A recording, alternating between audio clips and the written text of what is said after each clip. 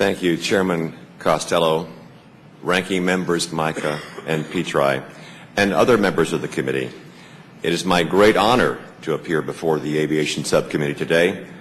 I am proud of the fact that I have been involved in aviation for the last 42 years.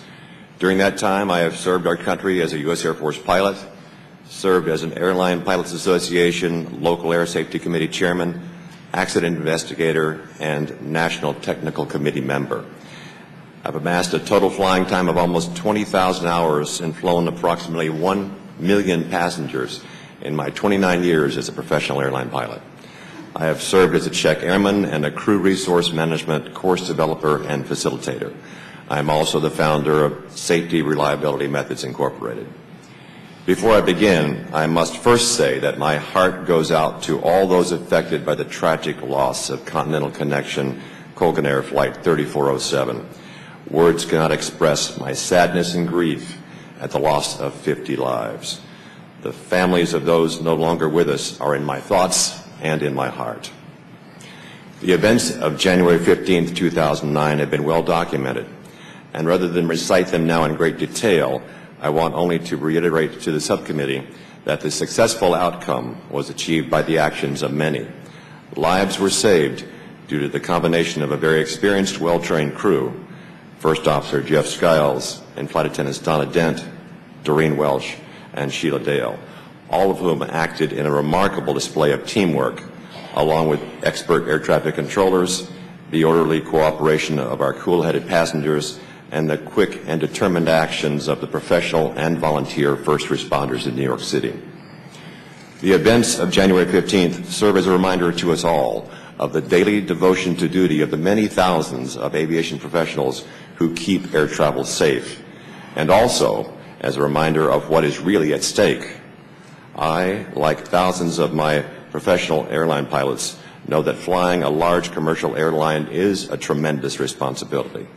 We clearly understand that our passengers put their lives in our hands. We know that we must always be prepared. We must always anticipate.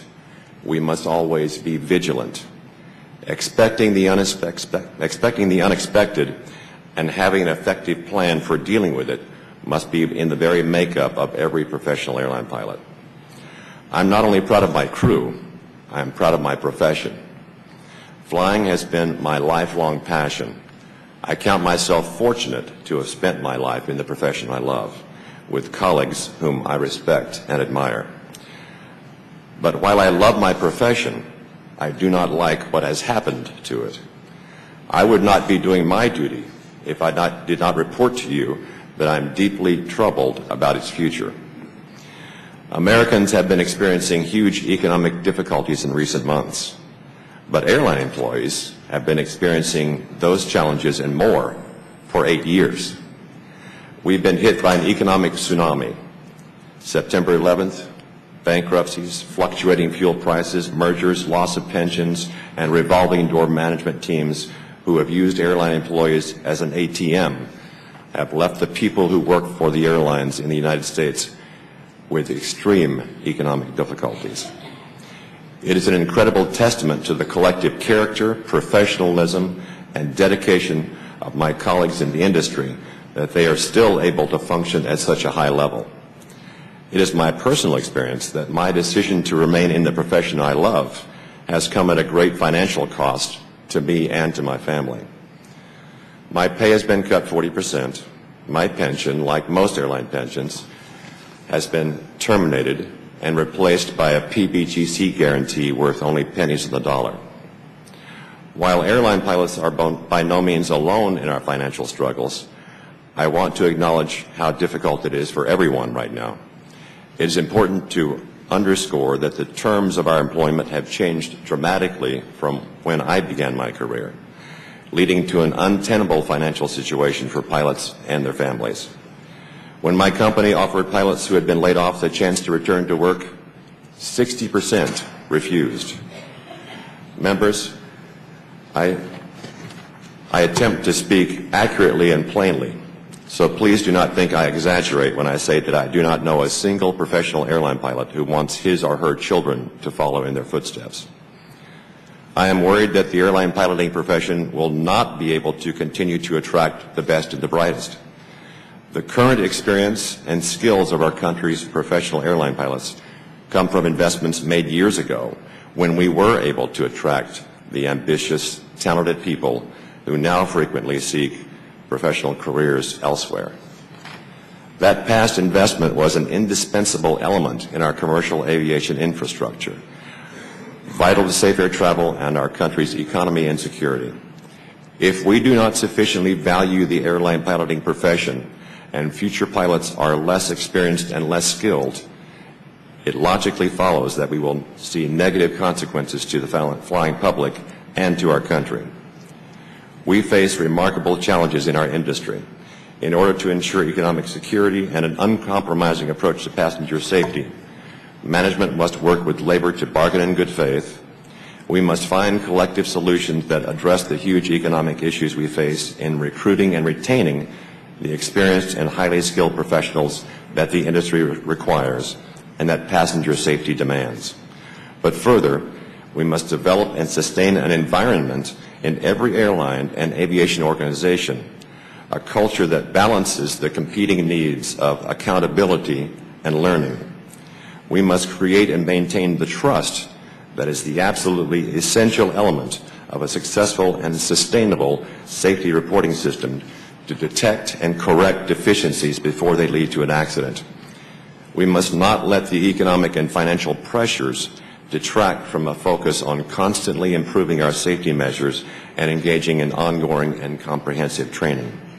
In aviation, the bottom line is that the single most important piece of safety equipment is an experienced, well-trained pilot.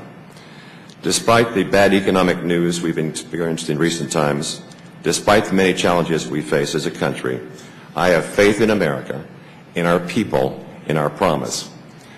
I have briefly touched upon some major problems in my industry today, but I do not believe that they are intractable should we decide to work collectively to solve them. We all have roles to play in this effort.